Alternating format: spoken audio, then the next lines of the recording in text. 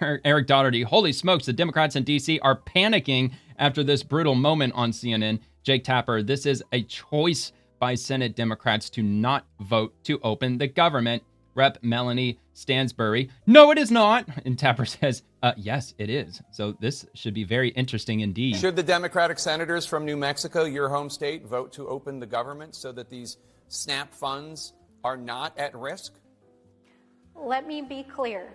The administration is choosing to starve American children with money that they already have appropriated. I'm not applauding their by tactics. The White House. Well, this is a choice by the White House. This is also, Congresswoman, this is also a choice by Senate Democrats to not vote to open the government. Yes, it is. I understand why they're doing it. They're doing it because they want Medicaid funds restored. They're doing it because they want Obamacare premiums to be extended past the end of the year. I understand. I love how they keep saying that. It wasn't just Jake Tapper, but somebody else yesterday. They used the word Obamacare. They're not saying Affordable Care Act. And I applaud him for saying that because that reinforces that this is owned by the Democrats. It's not owned by the Republicans, but by the Democrats. And it's I don't know really what's going through the CNN's thought process with pushing back like they are. I highly appreciate it because they're finally speaking the freaking truth for a change. And it seems like they just know that this rhetoric that the Democrats are speaking on their channel over and over again is not going to work with the American people. And they know it, and they don't want the Democratic Party to completely implode.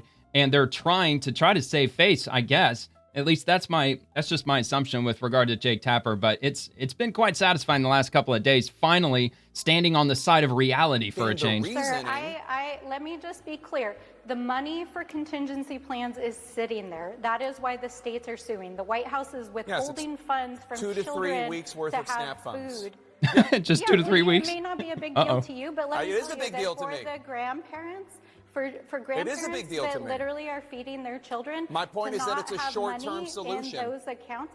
It's a short-term.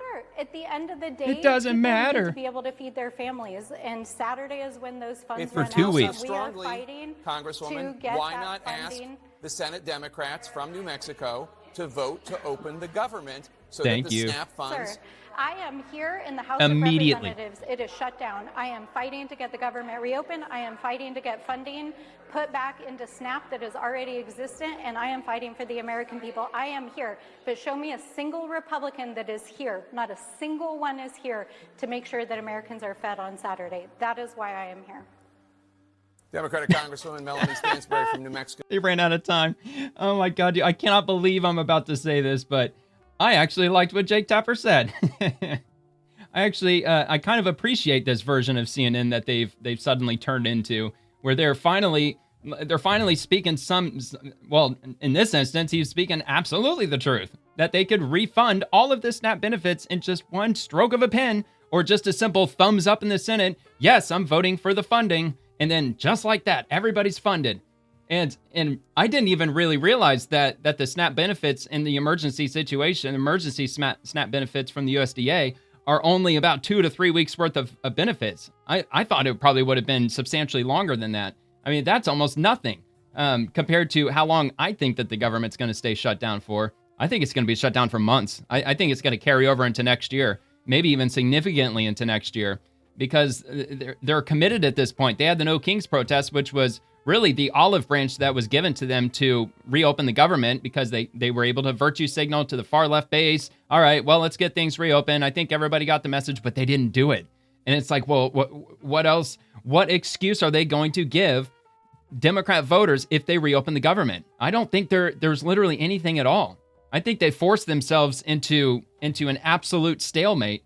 And Republicans, with regard to the SNAP benefits, I kind of expect Republicans to eventually cave. I think what they're going to do is they're going to put something on the floor to extend SNAP benefits because of the sheer number of people that are going to go without them.